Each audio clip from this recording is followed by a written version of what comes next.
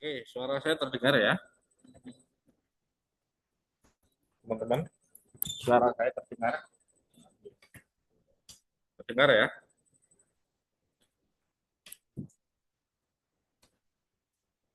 Oke, kita mulai saja ya sampai tunggu yang lain.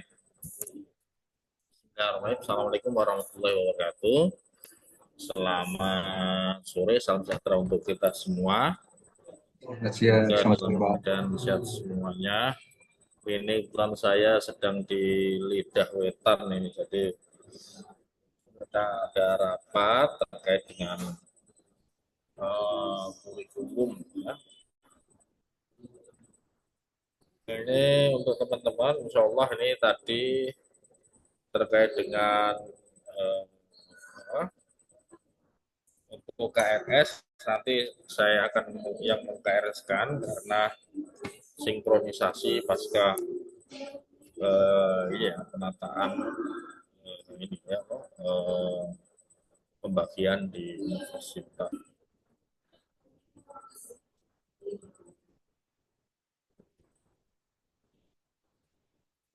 Oke teman-teman sekalian pada sore hari ini kalau sebelumnya kita sudah membahas tentang eh, teknologi dan perubahan sosial, pada kesempatan kali ini kita akan eh, membicarakan sebagai pematik ya terkait dengan teknologi, kekuasaan, dan kontrol sosial. Jadi kalau sebelumnya kita sudah membahas bagaimana teknologi tidak bisa lepas dari sejarah perkembangan manusia karena teknologi hadir adalah hasil kreasi dari manusia. Maka kalau kita lihat ya, nanti kita bisa melihat secara garis besar paling tidak tiga tiga fase ya, ketika fase klasik, modern, postmodern, meskipun sebenarnya kalau kita lacak ya masyarakat berburu meramu pun juga sebenarnya sudah mengenal teknologi meskipun dalam lingkup yang sangat sederhana. Oke, pertama kita bisa melacak ya secara genealogis ya tentang bagaimana eh, teknologi itu tidak bisa lepas dari pasangan, artinya teknologi itu sebagai apa ya instrumen untuk eh, membantu manusia untuk mencapai tujuan. Dalam konteks ini adalah dalam konteks yang lebih luas. Kalau kita kaitkan tadi tentang kekuasaan, maka sebenarnya teknologi berperan di dalam tadi apa istilahnya. Kalau dalam konteks nanti istilahnya misal buku itu ya apa ya istilahnya sebagai teknologi tubuh, artinya yang mendisiplinkan individu, kelompok, dan masyarakat. Jadi kontrol tubuh dari seperti itu. Maka nanti ada istilahnya ada namanya penjara yang disebut penjara yang kemudian mempunyai apa yang disebut dengan efek panoptikon. Jadi bentuk teknologi arsitektur yang membantu apa istilahnya eh, ya, membantu para sipir di dalam mengawasi apa istilahnya mengawasi orang-orang yang berada di dalam penjara yang bentuknya itu ya istilahnya apa yang bentuk penjara tadi melingkar, di tengah-tengah itulah kemudian ada menara yang mengawasi dengan sorot lampu yang tajam sehingga orang hanya bisa melihat lampu tapi tidak bisa melihat di balik lampu itu. Mereka mengira bahwa lampu itu di belakangnya digerakkan oleh orang, padahal itu bisa jadi secara otomatis ya misalnya. Tapi kemudian orang menganggap bahwasanya mereka merasa terawasi. Kondisi itulah yang kemudian disebut dengan panopticon effect atau efek panopticon, dan seakan-akan diawasi. Itu sama halnya mungkin kalau teman-teman sekalian ke apa ya ke di jalanan terus kemudian ada patung polisi kan itu kan mirip sekali polisi itu. dan mengira bahwa itu polisi betulan yang berdiri. Nah, efek itulah yang kemudian bisa disebut dengan efek praduga. Sama halnya kalau sekarang mungkin daerah kontemporer bukan lagi pakai kartu, atau pakai seperti yang tadi, tapi melalui CCTV. Oke, dalam fase klasik kekuasaan terpusat pada institusi seperti negara, gereja, keluarga. Negara dalam arti bisa berbentuk kerajaan, berarti berbentuk apa istilahnya, kalau dalam masa klasik ya mungkin di pasca era-era belum dikenal negara bangsa. Kontrol sosial dijalankan melalui norma-norma tradisional dan hukum yang ditentukan oleh lembaga-lembaga formal. Teknologi pada masa ini masih terbatas dan belum menjadi alat utama dalam pengawasan atau kontrol sosial. Ya mungkin ada, tapi tidak seperti era kontemporer yang sudah sangat detail sekali. Gitu ya. Apalagi di beberapa negara itu ya, kalau di Malaysia itu ya, kartu IC atau KTP itu mempunyai fungsi, bukan hanya fungsi pengenalan tapi juga fungsi, nah, di situ juga include tadi data tentang berapa piutang gitu kan, berapa apakah dia pernah melakukan pelanggaran atau tidak. Jadi KTP yang ada chipnya itu kemudian terhubung dengan tadi data yang besar, big data yang dimiliki oleh negara. Namun struktur sosial yang hierarkis mungkin penguasa untuk bertahan kekuasaan melalui kontrol terhadap informasi dan komunikasi. Kalau dulu mungkin masih sangat sederhana sekali ya. Tapi paling tidak di era klasik ya, sudah istilahnya apa ya, tentu teknologi juga berkembang seiring dengan tentunya kompleksitas yang berbeda antara fase klasik, modern atau modern. Sistem feodal di Eropa abad pertengahan. Jadi contohnya pada era ini penguasa feodal dan gereja mengendalikan informasi dan pengetahuan. Bahkan sebelum ditemukannya mesin cetak oleh si Gutenberg, jadi dulu jadi tidak semua orang itu bisa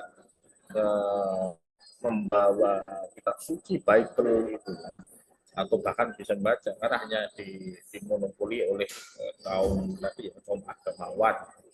Dan baru kemudian ditemukannya mesin cetak yang kemudian bisa mencetak secara massal, maka kemudian bisa istilahnya apa ya, ada revolusi banyak yang kemudian ya Bible atau kemudian Injil yang dicetak yang kemudian tidak hanya dimiliki oleh kaum agamawan, orang-orang yang bergelut di gereja, tetapi orang awam pun bisa membaca itu. Maka revolusi Gutenberg ya percetakan, teknik percetakan itu kemudian juga mempengaruhi praktek istilahnya apa ya, agama. Jadi bukan hanya dalam konteks ekonomi, tapi agama. Itu contoh bagaimana percetakan mempunyai efek yang luar biasa. Penggunaan menara pengawas. Nah, ini dalam masyarakat agraris, menara pengawas digunakan untuk memantau aktivitas masyarakat dan mencegah pelanggaran hukum. Nah, kita bisa melihat biasanya ada di masa lalu ya, daerah-daerah dibangunlah benteng-benteng tadi ya, benteng-benteng klasik ya, benteng-benteng klasik itu kan bisa kayak ya hampir benteng ya di era feodal ya. Jadi kerajaan dibangun apalagi di Eropa itu sangat terlihat sekali. Biasanya kalau istana pusat pemerintahan kekuasaan, maka dibuka di bawah benteng. Atau di China ya, kita bisa lihat bentengnya sangat besar sekali. Atau termasuk kita di Jawa pun juga sama itu ya. Sampai sekarang kan ada artefak yang masih sisa ya, seperti benteng yang ada di Jogja, benteng yang ada di Solo, atau kemudian benteng yang ada di benteng yang ada di Banten. Sisa-sisa benteng itu ada menunjukkan bahwa ya itu istilahnya apa ya, menara pas dengan benteng itu tidak bisa lepas dari teknologi arsitektur pada masa itu. Kalau sekarang tidak perlu menggunakan itu dengan menggunakan apa ya, satelit, nah itu ya, bedanya itu. Tapi paling tidak kita bisa melihat perkembangan. Jadi kalau benteng dengan benteng atau menara yang tinggi, orang bisa mengawasi dari jarak jauh. Maka sebenarnya tentara mercusuar di pantai itu juga berfungsi untuk melakukan pengawasan juga. Oke, nah itu pada fase klasik ya tadi ya, kita bisa melihat ya, kalau teman-teman bisa klasik bisa menonton film-film yang bisa membantu kita untuk melihat. Nah, selanjutnya fase modern. Nah, fase modern ditandai dengan ini ya, ada rasionalisasi. Jadi bagaimana kemudian cara berpikir rasional kemudian menghasilkan pengetahuan dan teknologi, termasuk dalam konteks sosial masyarakatan, untuk melahirkan apa yang disebut dengan masyarakat birokratis. Jadi itu juga bagian dari teknologi pengaturan masyarakat dengan tadi ya, dengan organisasi ya. Jadi fase modern ini tandanya dengan rasionalisasi dan birokratisasi masyarakat. Jadi pembagian kerja yang sudah terlalu ya semakin detail, dan kemudian juga pembagian kerja yang istilahnya apa ya, yang terspesialisasi. Maka perlu istilahnya apa, istilah masyarakat birokrasi yang bisa menyelesaikan masalah yang dihadapi oleh masyarakat. Ya, dalam fase modern ini, teknologi mulai memainkan peran penting dalam pengawasan dan kontrol sosial. Jadi dengan adanya contoh umpamanya identifikasi penduduk masyarakat dengan kategorisasi ya, kategorisasi etnisnya apa, agamanya apa, kan itu kan, tingkat pendidikannya apa, pekerjaannya apa, itu juga bagian dari birokratisasi penduduk didasarkan pada tadi apa, didasarkan pada apa ya, identitas ya, identitas termasuk etnisnya apa, itu juga bagian dari itu. Salah satu seorang pemikir yang ya sering dikatakan sebagai filsuf atau dikatakan sebagai itu sosial, itu juga apa ya, memunculkan istilah yang saya sebutkan tadi. Ini yang disebut dengan Michel Foucault ya, yang mengeluarkan konsep panoptikon ya, panoptikon, di mana individu merasa selalu diawasi jika mereka menginternalisasi norma-norma sosial dan berperilaku sesuai dengan harapan masyarakat. Jadi apa istilahnya, pengawasan menjadi lebih sistematis dan tersebar melalui institusi seperti sekolah, rumah sakit, dan penjara. Jadi sekolah itu juga sama, itu bagian dari apa ya, pengawasan, ada apel setiap minggu sekali, dan presensi, itu juga bagian dari apa, birokratisasi ya, birokrasi untuk mengontrol tubuh individu dan tubuh sosial, dan itu juga bagian dari teknologi. Jadi seperti itu.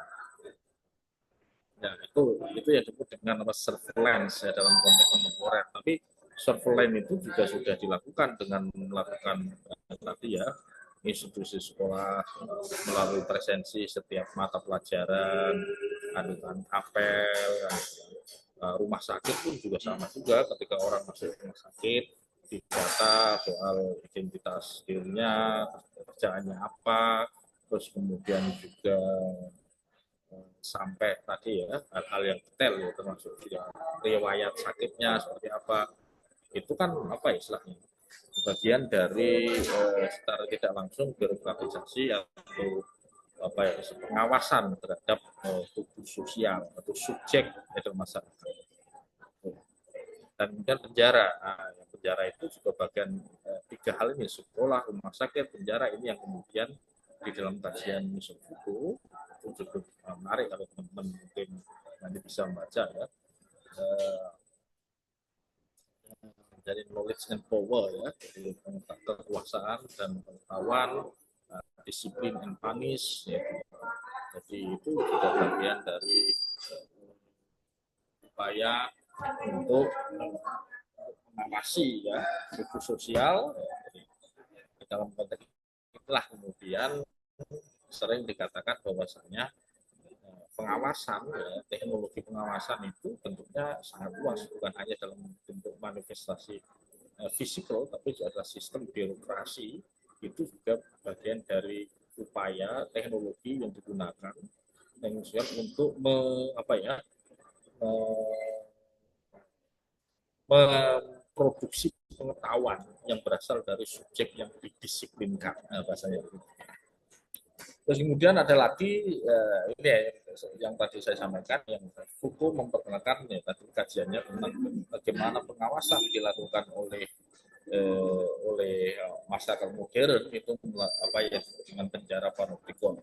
Dari desain penjara yang memungkinkan satu penjaga mengawasi semua narapidana tanpa mereka mengetahui apakah sedang diawasi dan atau tidak, dan kemudian mendorong disiplin, perilaku disiplin. Jadi karena tadi ya, jadi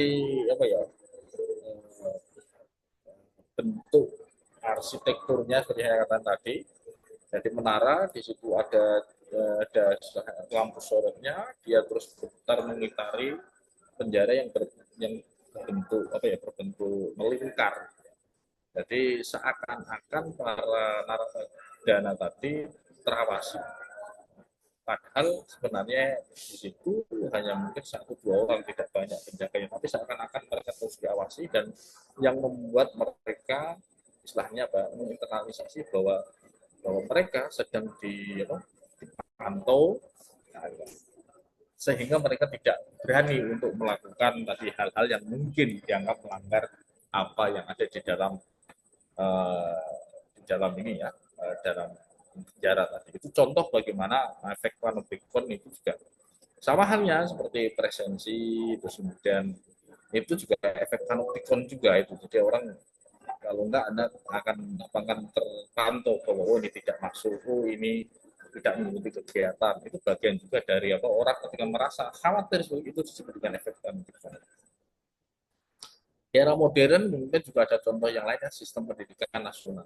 Standarisasi kurikulum dan ujian digunakan untuk membentuk perilaku dan nilai siswa sesuai dengan norma sosial yang diinginkan. Nah, itu juga bagian penting, bagian untuk standarisasi yang tanpa sadar juga diikuti oleh masyarakat modern. Jadi itu produk dari teknologi modern dalam bentuk birokrasi. Oke, selanjutnya, bagaimana di era kontemporer? Mungkin banyak orang mengatakan kita hidup di era postmodern. Ya, jadi ini berbeda nih di era kontemporer sekarang ini, kapitalisme pengawasan, surveillance kapitalisme, dan fragmentasi kekuasaan dalam arti yang luas. Dalam fase postmodern, teknologi digital memungkinkan pengawasan yang lebih luas dan mendalam. Data pribadi dikumpulkan dan dianalisis oleh korporasi dan pemerintah untuk memprediksi dan mempengaruhi perilaku individu.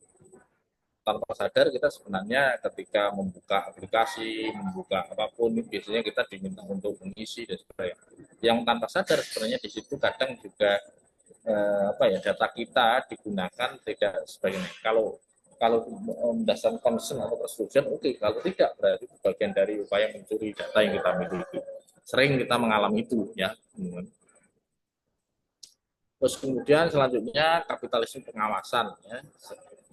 Jadi kapitalisme pengawasan menjadi dominan, di mana data menjadi komoditas yang sangat berharga.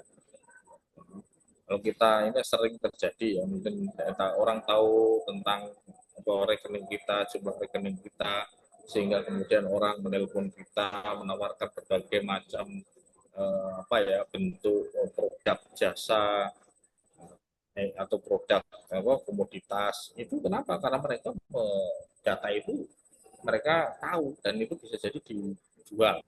Siapa penjual ya, kita mencurigai ya mereka yang selama ini mengambil selama ini ya bisa jadi ya istilahnya pada data yang kita serahkan bank itu kadang juga ya tidak digunakan sebagai manusia, tapi kemudian di-share pada institusi lainnya. Tentu dalam konteks kontemporer itu melanggar hak privasi yang ada. Nah, dalam konteks ini kekuasaan tidak lagi terpusat. Beda dengan era klasik, melainkan tersebar melalui jaringan digital yang kompleks. Ya, kontrol sosial dilakukan melalui algoritma dan platform digital yang untuk preferensi perilaku individu tanpa sadar.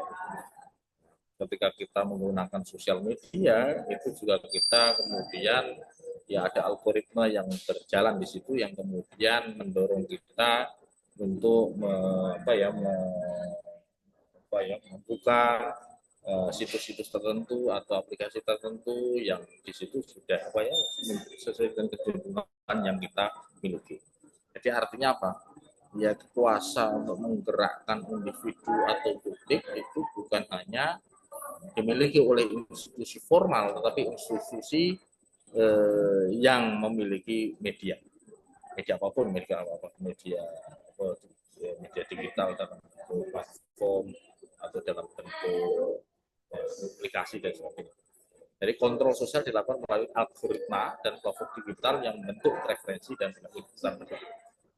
Platform media sosial, Facebook, Twitter, RX ya, atau Instagram menggunakan algoritma untuk menampilkan konten yang sesuai dengan preferensi pengguna yang dapat mengaruhi opini dan perilaku mereka. Kalau kita suka tentang tadi ya, konten-konten masak, makanan kita display.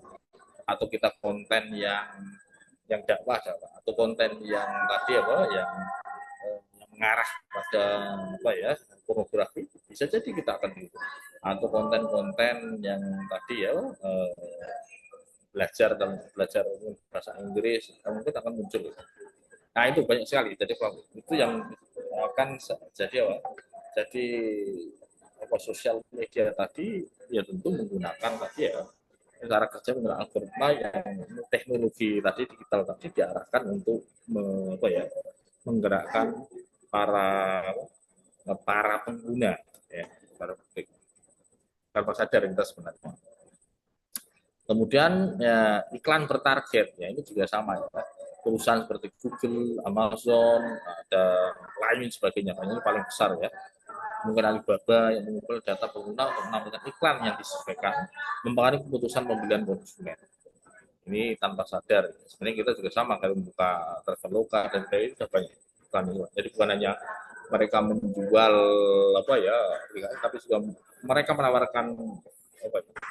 menawarkan diri sebagai alat untuk memaksa tanpa sadar kemudian mengarahkan para pengguna untuk melihat, diarahkan untuk menggunakan memilih produk-produk yang diiklankan melalui platform. Itu contoh bagaimana tanpa sadar.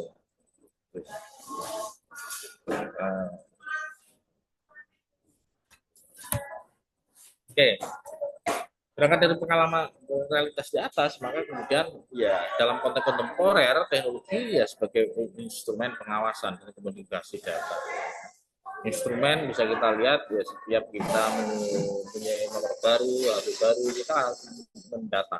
Bahkan kalau ada yang beli HP dari luar, kita pun juga harus, kalau teman-teman dari luar negeri menggunakan HP baru yang belum terdata, maka harus mendaftarkan emailnya yaitu ya ke imigrasi. Itu tidak lain tidak bukan bagian dari surveillance, pengawasan terhadap teknologi pengawasan itu disitulah berfungsi.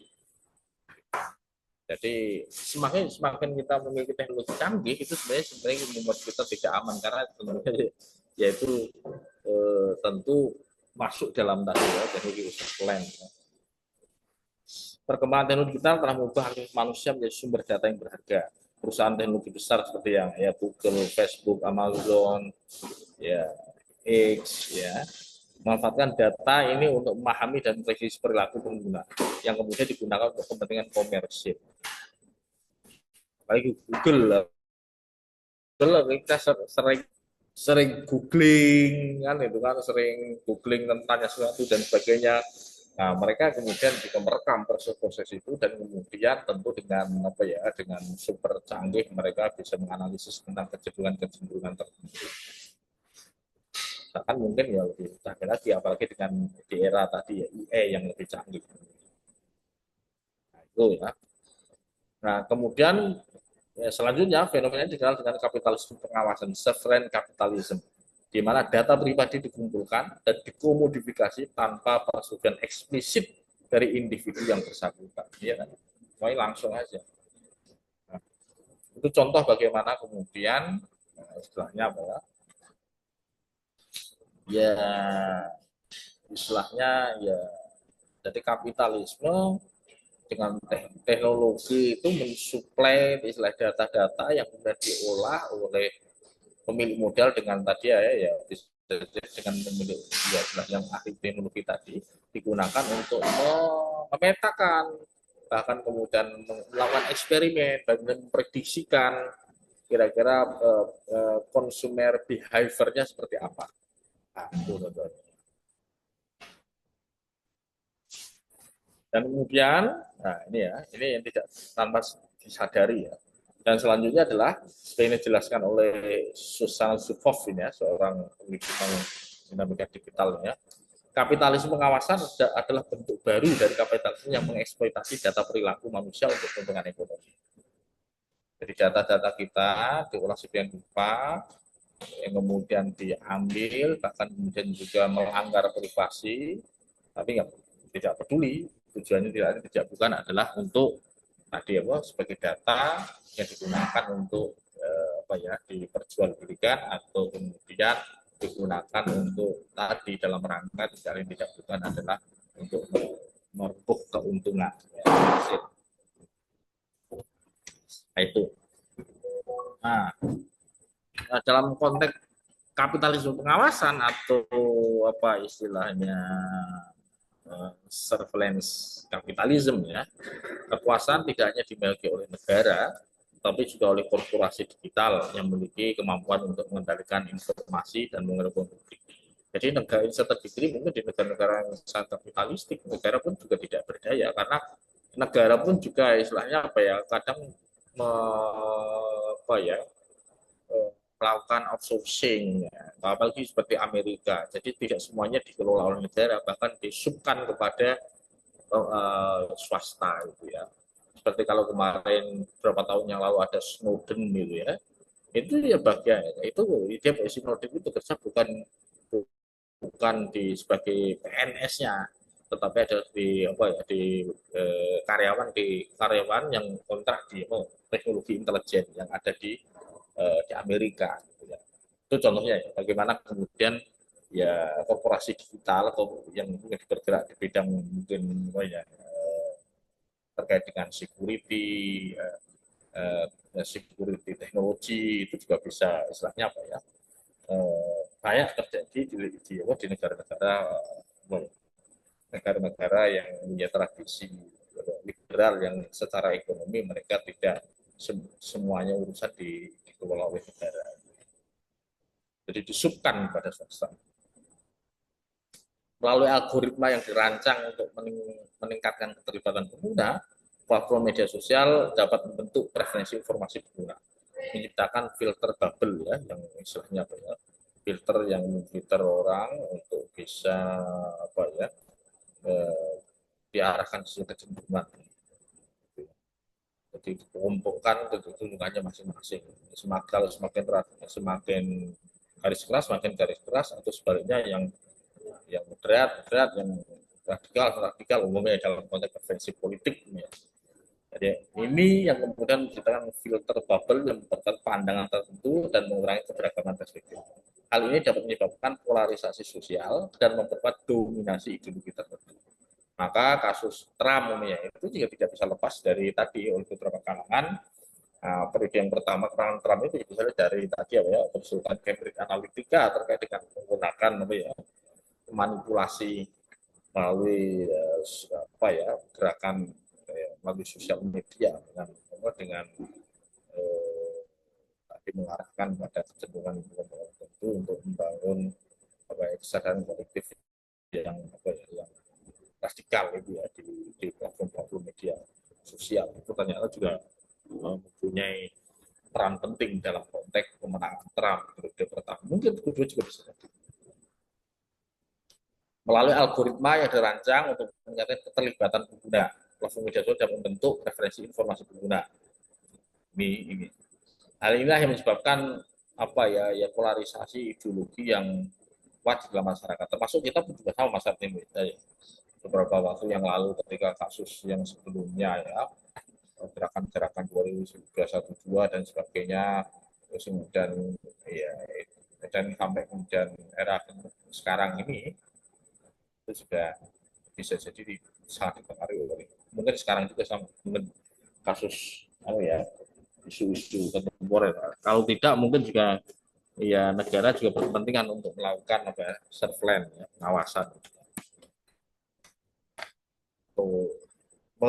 apa ya ya oke. Teknologi detail menjadi alat kontrol sosial yang efektif melalui pengumpulan data dan analisis perilaku individu dapat dipantau dan dikendalikan tanpa disadari dengan ketentuan isu topik tanpa sadar kita juga mungkin menyerahkan apa ya data-data pribadi kita kadang mungkin bisa oleh beberapa kalangan bisa digunakan untuk hal-hal yang tidak benar. Hal ini menciptakan situasi di mana kebebasan individu terancam dan masyarakat menjadi lebih mudah untuk dimanipulasi. Sebagai contoh, penggunaan data pribadi untuk kepentingan politik dan mempengaruhi pilihan politik individu tanpa mereka sadari. Nah, seperti yang saya sebutkan tadi, kasus Cambridge Analytica menunjukkan bagaimana data pengguna media sosial digunakan untuk mempengaruhi hasil pemilu, menimbulkan pertanyaan tentang etika dan legalitas penggunaan data dalam politik. Ini yang kalau dulu di eranya belum era digital ya masih era sebelum mutakhir seperti sekarang ini kan pakai WhatsApp dengan pakai apa SMS kan itu kan. Sekarang pakai WA gitu kan, WhatsApp dan instrumen-instrumen yang lainnya. Itu dalam konteks politik ya.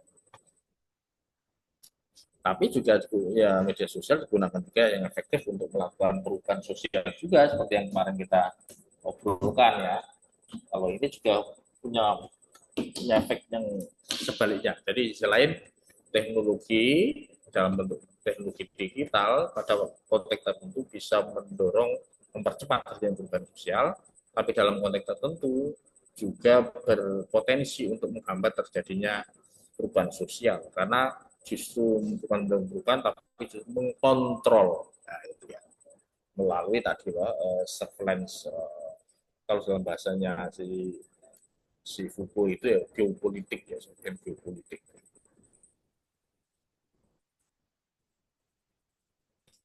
Tuh. Oke. Nah, dan terakhir relasi antara teknologi, kekuasaan dan kontrol sosial telah mengalami transformasi signifikan dari fase klasik hingga postmodern. Dalam fase klasik, kontrol sosial dilakukan melalui lembaga formal atau norma tradisional. Jadi norma yang mengatur seseorang untuk melakukan A, B, C, D, atau sebaliknya tidak melakukan ini, atau membatasi. Gitu. Institusi sosial, apakah itu institusi keluarga, institusi gereja, atau institusi agama, atau institusi ya, negara ya, atau masa lalu ya kerajaan, sultanat. Fase modern memperkenalkan pengawasan birokratis yang sistematis, sementara fase postmodern ditandai dengan kapitalisme pengawasan yang memanfaatkan teknologi digital untuk mengendalikan individu secara lebih halus dan tersembunyi. Ya, pemahaman terhadap evolusi ini penting untuk mengembangkan strategi yang efektif dalam melindungi privasi dan kebebasan individu di era digital seperti saat ini. Yang saya kira semakin hari semakin ya mungkin ke depan itu privasi itu menjadi barang berharga. Di tengah orang berusaha untuk apa ya membuka apa ya panggung yang private itu panggung menjadi publik meskipun tanpa sadar kita ya sebenarnya sekarang ya harus apa ya mampu melakukan pemilahan agar kita tidak jatuh tadi pada korban dari apa ya, istilahnya kapitalisme surveillance, kapitalisme Oke, dari sini mungkin ada yang komentar, tanya mungkin kita silakan mungkin pengalaman teman-teman terkait dengan bagaimana teknologi mempunyai fungsi dalam konteks kekuasaan, pengawasan dalam konteks Foucaultian ya sebagai apa ya teknologi berfungsi untuk menjadi apa, bersifat panoptik. Oke, silakan mungkin ada yang bertanya. komentar. Ya semakin era ini semakin kita canggih teknologi kita itu sebenarnya semakin diawasi kita. Jadi semakin tidak apa ya ruang ruang private kita itu semakin berkurang sebenarnya itu ya. Jadi itu konsekuensi. Kita punya HP saja itu sudah menyerahkan sebagian data kita kepada ya, apalagi sekarang harus daftar KTP kan itu kan. Yang untuk yang dulu kan belum itu kan di apa diakali bisa, tapi kalau sekarang sudah tidak bisa lagi kayak gitu ya. Oke. Seperti itu teman-teman. Silakan, mungkin ada yang mau di pengalaman teman-teman. Wah, ini saya di lantai 10 sendirian, jadi harus turun ini sambil jalan. Silakan teman-teman. Saya ingin berkomentar sedikit saja, Pak. Dan Itu, Pak, beberapa minggu yang lalu itu ya, Instagram saya itu kena baca orang, Pak. Nah, padahal data terkait dengan Sandi dan email kan itu yang tahu saya ya. Nah, mungkin data apa? email kemudian Sandi itu Data kan apa, yang Mbak? tahu email serta Sandi Instagram itu, Pak. Kan yang tahu kan hanya saya. Kemudian sandinya Ya, juga berbeda dengan email loh Pak padahal. Nah, sekarang itu orang-orang mungkin terlalu keren gitu ya Pak. Penggunaan ya, ya, ya, ya. teknologinya itu sampai apa ya, menggunakan teknologi sebagai benar-benar komersil banget gitu Pak. Jadi setelah dibaca, orang tersebut menggunakan Instagram saya itu untuk promosi, semacam promosi gitu yang membujuk gitu Pak, bersifat membujuk. Misalkan nanti kamu transfer Shopee 100.000, nanti kamu dapat cashback 200.000 dan teman saya masih saja kena gitu loh Pak. Kok Ya, ya ya, kita ya. di zaman yang sekarang ini masih percaya hal sedemikian rupa gitu loh Pak. Berarti kan artinya kan gini, kok sampai bisa membobol atau tahu milik Anda itu kan ya istilahnya apa ya? Para hacker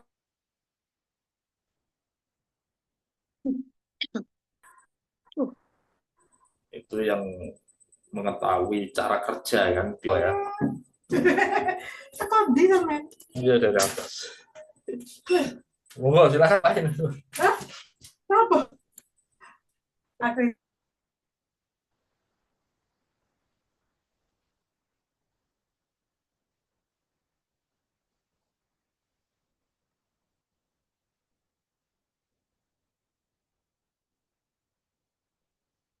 Pak Wildan,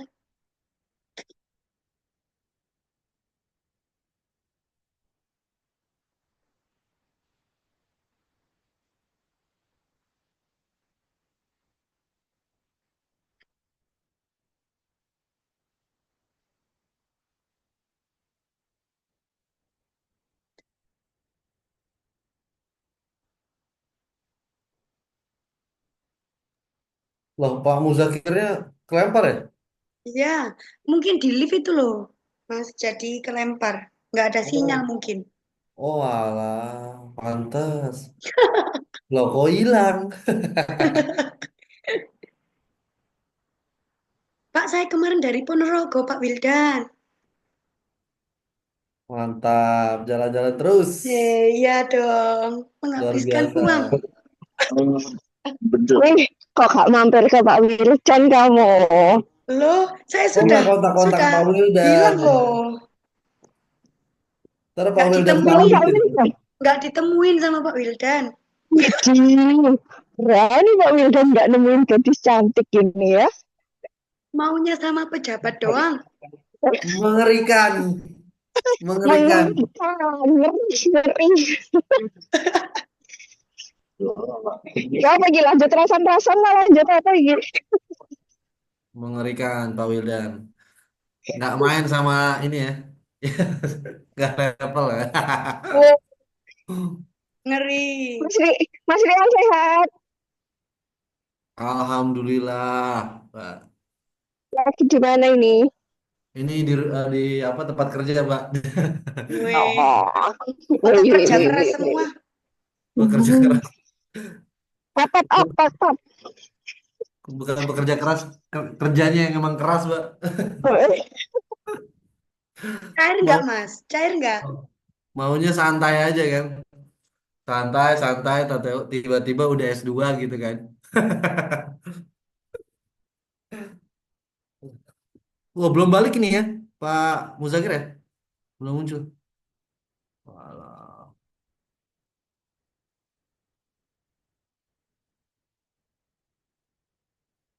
Mbak Jani kan di Bawaslu ya, Bawaslu apa KPU Mbak ya?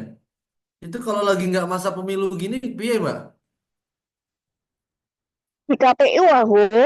Oh, KPU ya? Loh, Iya, ya tetap pertanyaan kerja umum. toh ya. Ya, aku mau tahu toh, maksudnya ya aku percaya Mbak, aku nggak bilang nggak kerja. Maksudku tuh, aku kan Oh iya, enggak, kebetulan aku itu ada di divisi wah, sosialisasi pendidikan pemilih ya. Jadi tetap tetap keliling, tetap ngecer saya, Pak. oh Tetap benar, keliling memberikan pendidikan politik ke adik-adik kecil-kecil itu betul gitu. betul. Anak SMP, SMA. Wih, penting itu Mbak, supaya Oh mereka iya, nanti kok. siap pas nyoblos loh. Nah, ya itu kan nggak sekedar bagaimana cara mencoblos, Pak. Nah, Bagaimana betul. mereka memahami politik itu sebenarnya. Cocok, cocok. Ya, kita kan, Gitu. aku kan awam ya Mbak, maksudnya nggak tahu dunia kepemimpinan gitu. Tahunya, tahunya tetanggaku, pokoknya kalau udah subuh-subuh, ntar nih ada serangan fajar gitu. Itu yang diharapkan itu sebenarnya, ya kan? Jadi mereka nggak dapat, ya tahu? Lah, aku kok ngajari. Jadi pernah aku di Sorong Mbak ya, itu Oh, tahun lalu itu mereka itu nerima uang itu satu orang itu sampai 700.000 Mbak. wes percaya aku itu, 700.000 percaya. itu untuk hanya untuk satu ya. Itu belum kan ada kemarin sama-sama tuh ada pilpres, ada apa? Jagain sih, nanti aku. Ada Ya, pilkada gitu gimana ya. gimana? Hmm. Saya bilang, waduh, saya di Jakarta ini paling paling gede 200 gitu, 150 lah. Ini sampai 700. Gila, saya bilang.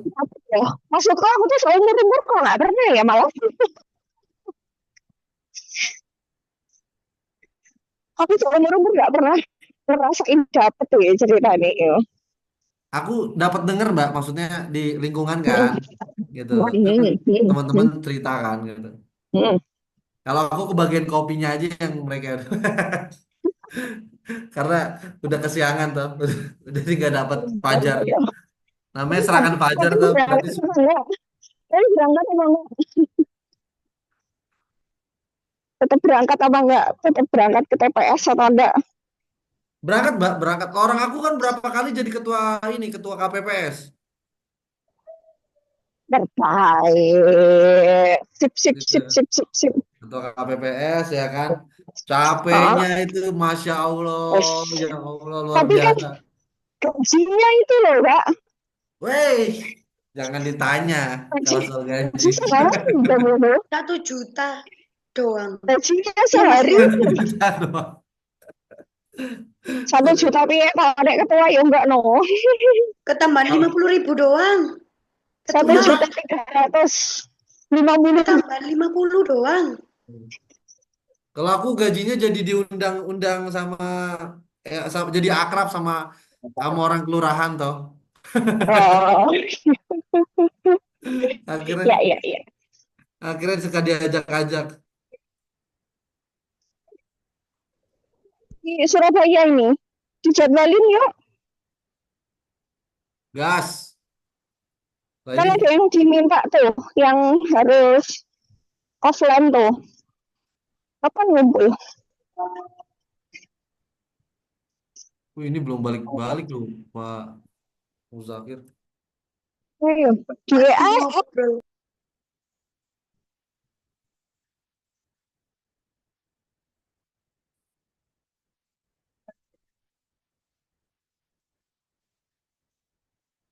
Kita jadi ini ya, bulan Juni Juli itu ya ke Malaysia ya.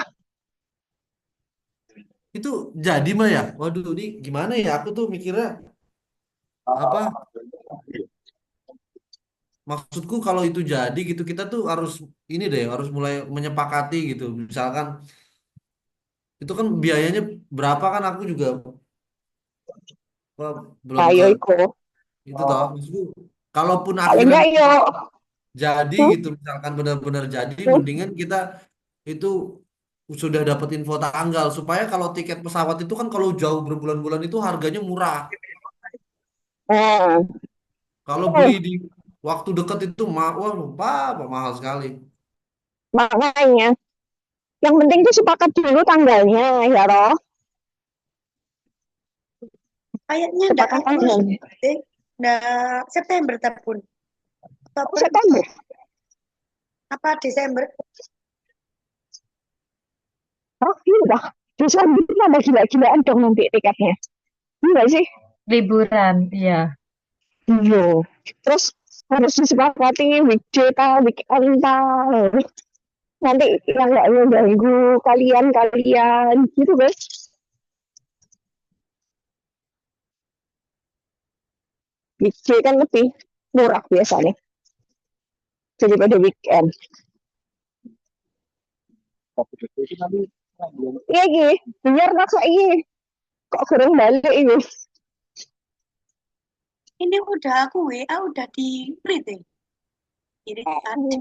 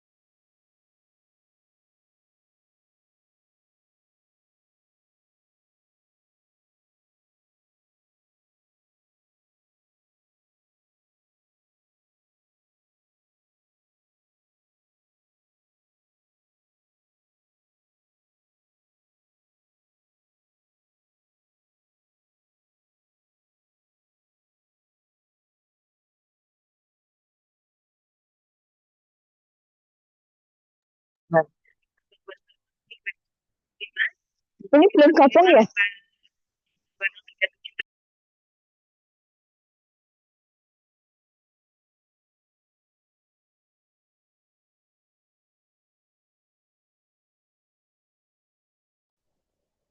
Untuk kelompok yang sosiologi, teori sosiologi itu pripun gitu.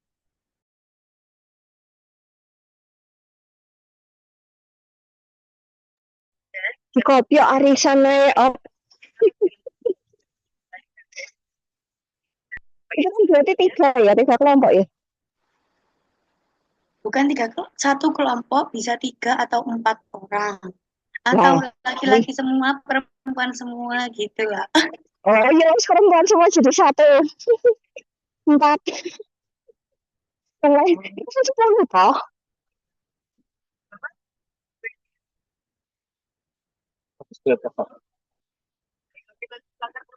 Berarti 4-3-3 ya. Ya, Bu. Seperti itu.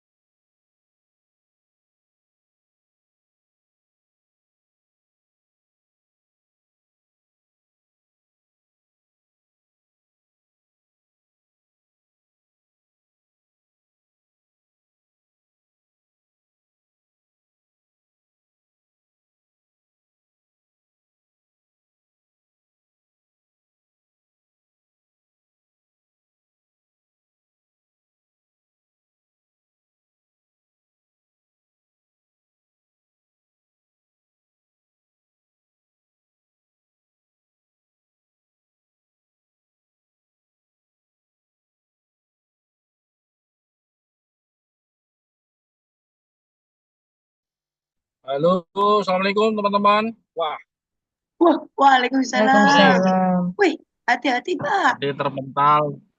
Iya, terpental dan ada yang ketinggalan di lantai 11. Yang tertinggal adalah tadi itu barang yang penting, charger dan segala macam bentuknya. Sorry, sorry. Ah, oke, mungkin lanjut.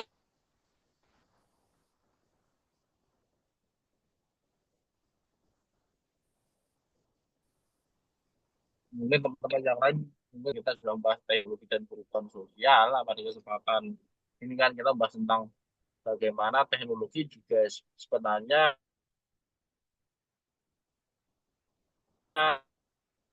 ya, melihat bahwa teknologi itu fungsional untuk apa ya, salah satunya untuk membangun keteraturan ya, dengan contoh ya, yang saya sebutkan tadi ya, dengan kalau dulu kan EKTP ya, meskipun di Indonesia ternyata eh, Terputus tidak, ya. prakteknya tidak Putus-putus ya. ideal karena belum diimplementasikan dengan baik, bahkan terus terjadi korupsi yang luar biasa saat itu. Paling sebenarnya kasus di Malaysia ya, jadi IC ya, atau identification card itu sangat multifunction gitu ya, multiguna ya.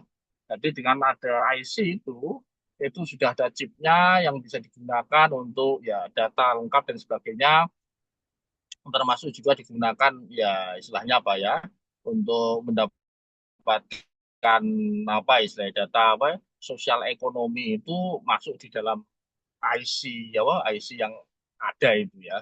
Termasuk juga umumnya ada student yang mengambil loans, kalau di sana ada student loans ya, itu akan terekam gitu ya.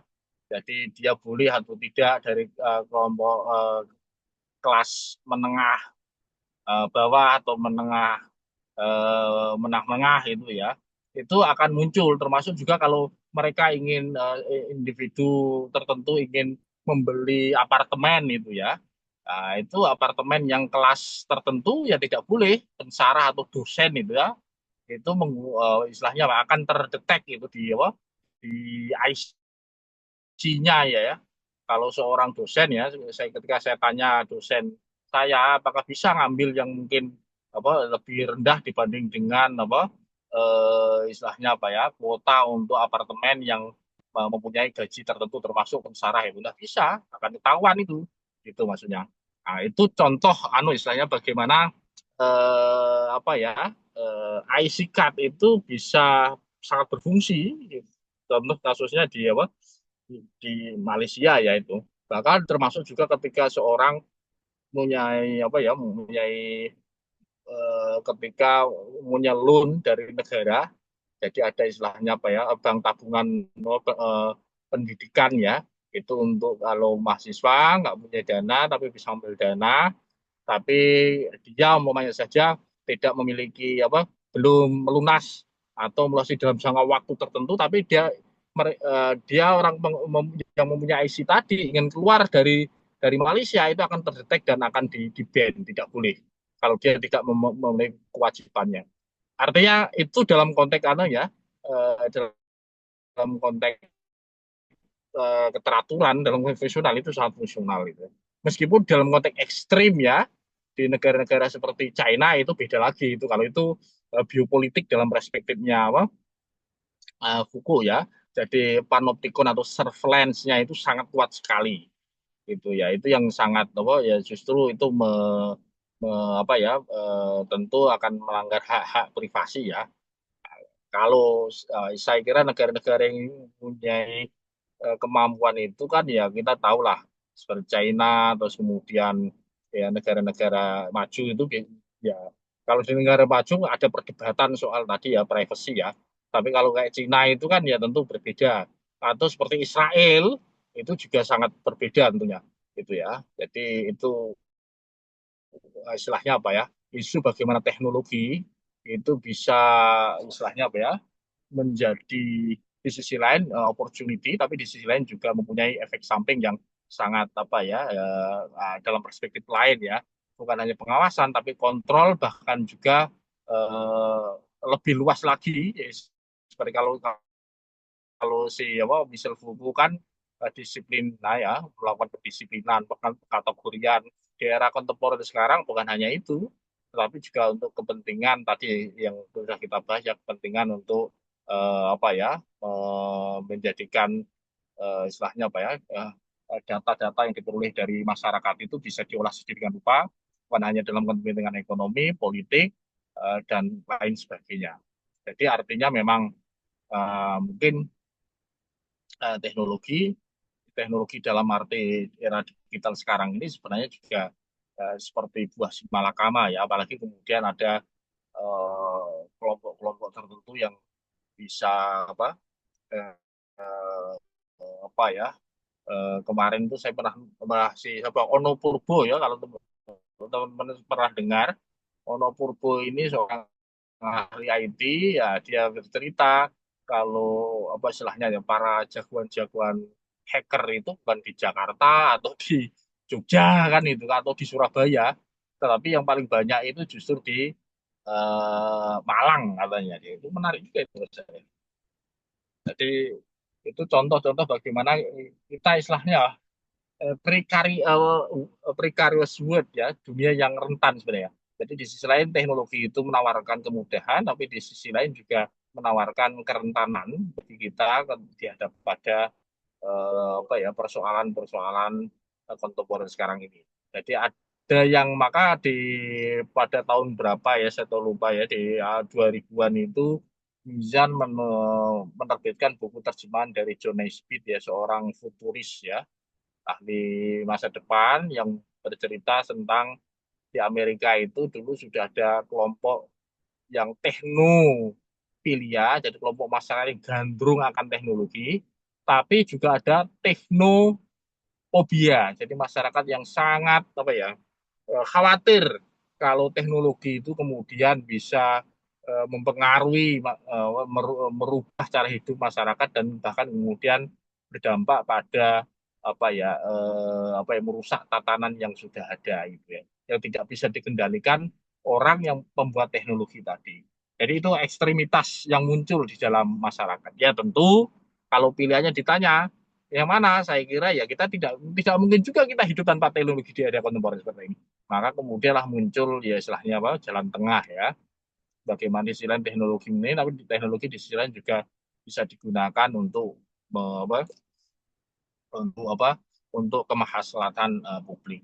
Ya itu biasa, itu istilahnya di setiap tindakan sosial, setiap penemuan baru itu mesti akan mempunyai ada yang disebut dengan intended consequences, konsekuensi yang diinginkan, tapi juga ada unintended consequences, konsekuensi yang tidak diinginkan. Atau dalam bahasa lain ada fungsi laten, ada fungsi manifest. Jadi sebenarnya juga tidak perlu khawatir juga, karena memang kita dihadapkan pada dunia yang apa istilahnya ya apa ya di, mempunyai dua sisi yang berbeda yang kadang bisa dikompromikan tapi kadang juga bisa apa ya ya bertentangan satu dengan yang lain. Tapi itulah dunia gitu ya. Jadi Nuri. Oke, mungkin seperti itu. Ya silakan ada yang lain mungkin.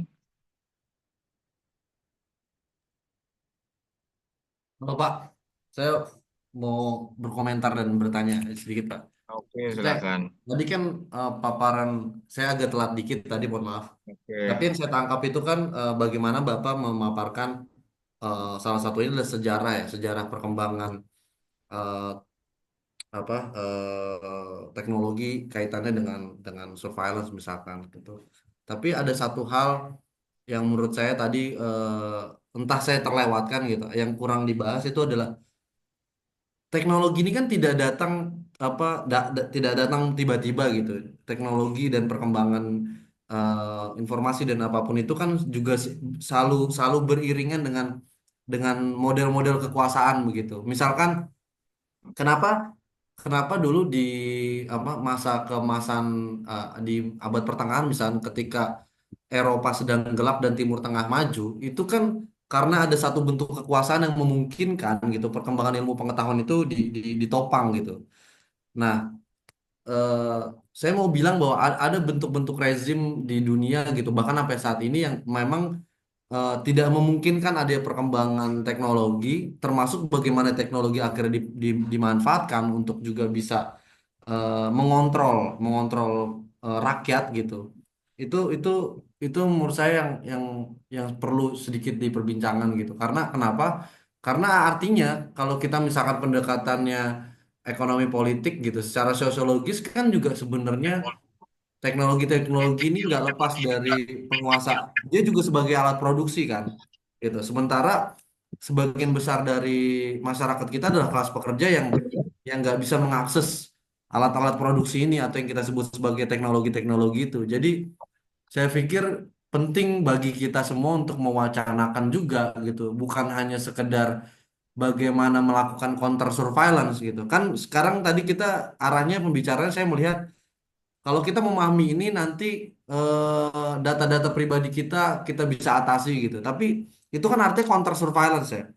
Tapi juga menurut saya penting untuk memajukan wacana soal bagaimana mendemokratisasi alat produksi atau teknologi itu supaya bentuk-bentuk kebijakan atas teknologi itu tidak hanya dimonopoli oleh pemilik modal misalkan gitu. Kayak misalkan Gojek gitu. Ketika dia mensyaratkan untuk kita mendaftarkan KTP dan sebagainya itu kan di luar kehendak kita gitu kan. Kita terpaksa untuk menyerahkan gitu informasi sensitif yang sebenarnya itu bisa dijadikan komoditas dan dikomodifikasi oleh baik itu pasar ataupun pemerintah gitu. Nah, sementara kalau kita bisa memajukan wacana ke depan soal demokratisasi alat produksi termasuk teknologi-teknologi di bidang IT, saya pikir itu akan jadi celah bagi masyarakat yang katanya berdaulat ini untuk bisa mengambil peran gitu untuk menentukan sejauh mana rambu-rambu dalam suatu satu bentuk teknologi atau IT gitu boleh masuk ke ranah yang paling privat gitu. Itu sih komentar saya gitu. Jadi kita tuh sebenarnya punya kekuatan itu gitu. Kalau kita berani untuk mewacanakan hal itu gitu. Contoh 5 tahun terakhir ini pemerintah itu sudah mulai menggojlok soal undang-undang perlindungan data pribadi tapi belum digolkan nih gitu dan saya curiga undang-undang data pribadi ini tidak jadi concern pemerintah karena sebagian besar orang-orang yang duduk di anggota DPR itu adalah orang-orang yang punya kepentingan dengan bisnis-bisnis ini gitu bahkan kemarin terdengar ada juga orang yang terlibat dalam pinjol gitu judi online dan itu kan menyangkut juga data pribadi dan banyak halnya gitu yang bisa mempengaruhi opini publik dan sebagainya itu satu sih Pak kedua pertanyaan saya gitu. Bagaimana Bapak melihat perkembangan situasi eh, dewasa hari ini yang kaitannya dengan undang-undang TNI yang yang direvisi, di mana salah satunya juga nanti UU Polri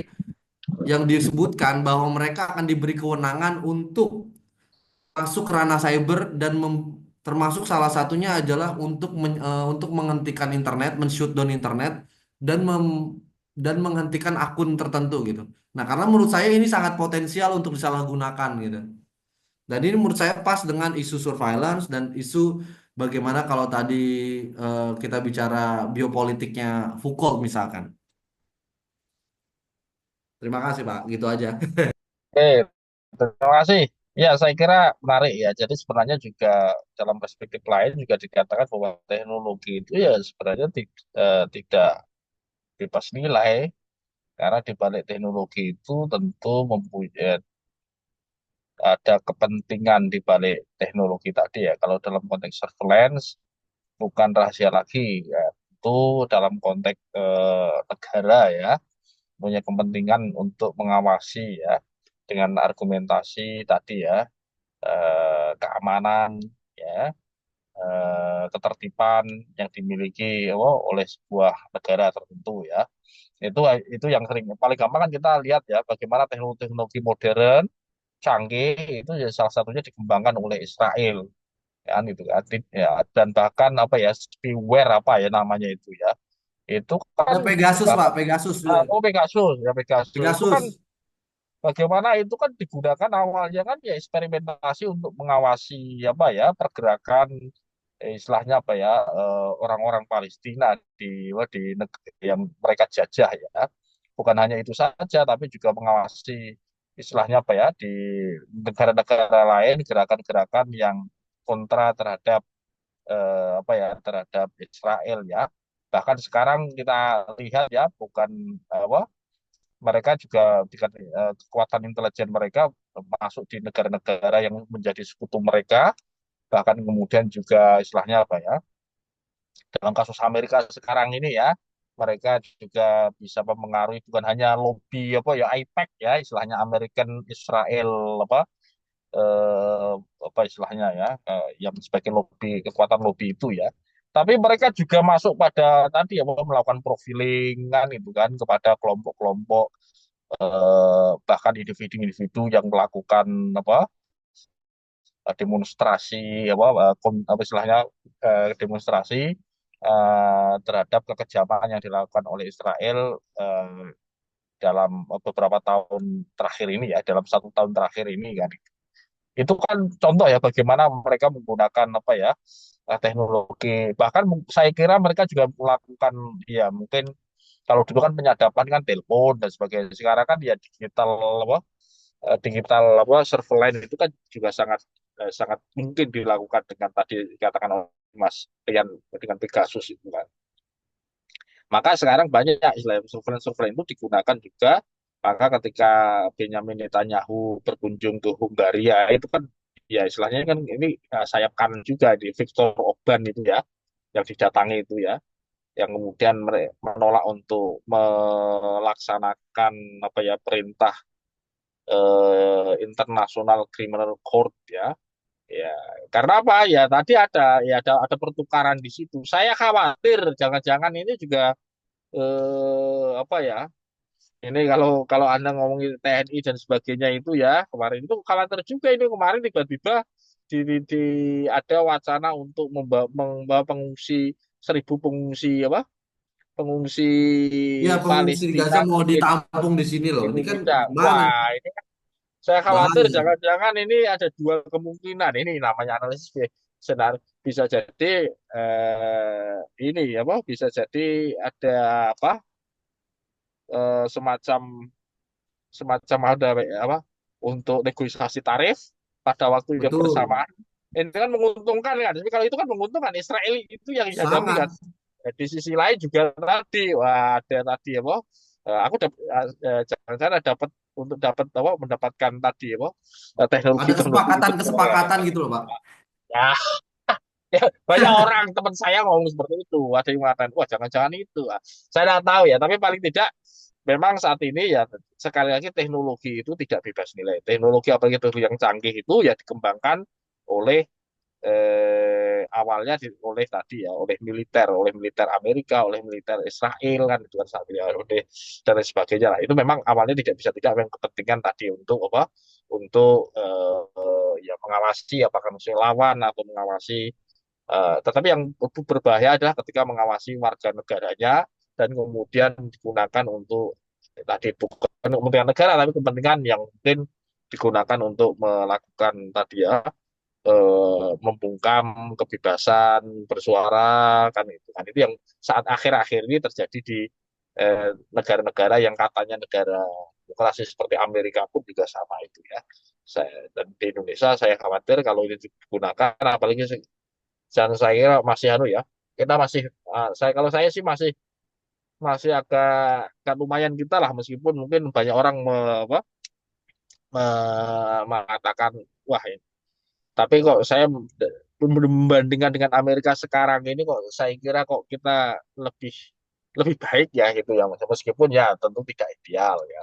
Tapi paling tidak praktek-praktek yang sekarang kita lihat di Amerika bagaimana kemudian orang yang demo protes terhadap Israel itu dianggap pro terhadap Hamas itu kan sesuatu hal yang sangat em, apa ya menghina akal sehat lah itu maksudnya tidak bisa membedakan dan kemudian ya dijadikan sebagai alasan untuk membungkam apa istilahnya kelompok-kelompok kritis yang di Amerika. Maka tidak heran kalau dalam berita terakhir ini jadi di Kanada ini jadi enrollment jadi banyak ya student mahasiswa yang lebih banyak daftar di Kanada. Jadi menarik juga itu tujuannya ya bisa jadi pindahan dari Amerika atau bisa jadi orang dari luar yang kemudian melihat situasi yang terjadi di Amerika seperti sekarang ini kemudian ada pilihan-pilihan apa ya menjadikan studi di luar negeri selain Amerika itu menarik juga ada fenomena landscape itu contohnya ya.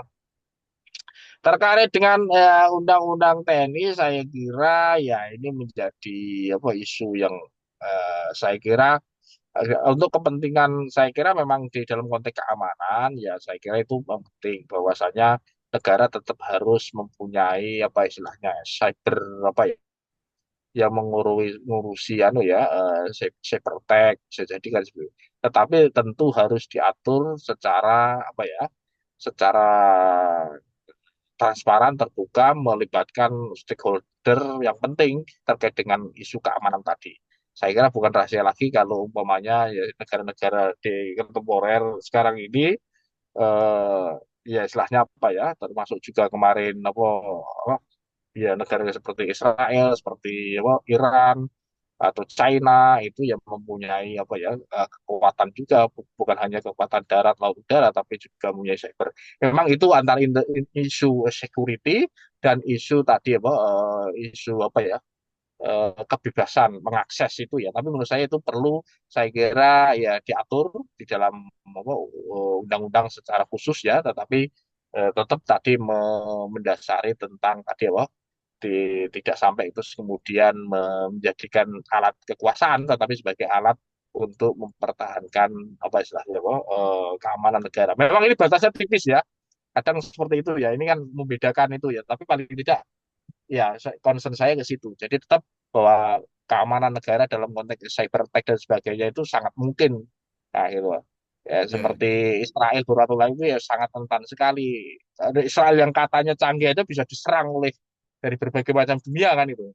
Apalagi mungkin ya kita yang mungkin secara teknologi mungkin tidak secanggih mungkin negara-negara yang lain, tapi bukan berarti kita tak bisa. Tapi menurut saya tetap harus diatur oleh istilahnya apa ya, oleh yang apa ya di yang yang diatur secara transparan, akuntabel Ya. dalam konteks apa ya institusi apa dalam proses-proses ya kita sebagai negara demokrasi lah itu. Meskipun itu ya gampang-gampang susah ya. Karena itu kan ya katanya isu keamanan itu ya kadang ada yang perlu dibahas detail, ada yang perlu hal-hal yang tidak boleh publik ikut terlibat. Tapi paling tidak tadi apa tujuannya adalah untuk bukan untuk jadikan alat apa, kekuasaan untuk mengintimidasi atau menakut-nakuti rakyat. Ya, poinnya di situ aja sih. Untuk menakut-nakuti lawan bagus itu ya. Menakuti apa orang-orang ingin mengacu, tapi jangan digunakan untuk men surveillance warganya gitu ya. Iya, Pak. Jadi Oke, saya kira seperti itu, Pak. Ya, Ya, makasih terima Pak. kasih. Hmm, Terima kasih. Silakan, ada yang lain? Oke. Oke, kalau memang belum ada, nanti kita lanjutkan lagi. Insya Allah nanti minggu ini juga kita akan filsafat ilmu sosial ya, kita lanjutkan ya. Sambil teman-teman nanti mohon nanti dosen-dosen yang lainnya juga dikontak biar mungkin lupa dan sebagainya. Saya kira perlu diingatkan juga ya, meskipun di grup dosen juga sudah saya ingatkan ya. Monggo nanti PJ-nya siapa diingatkan ya. Oke, terima kasih teman-teman. Semoga sehat selalu Terima kasih dan Pak. kesehatan semuanya. Oke, sama-sama. Terima kasih. Assalamualaikum warahmatullahi wabarakatuh. Waalaikumsalam warahmatullahi wabarakatuh.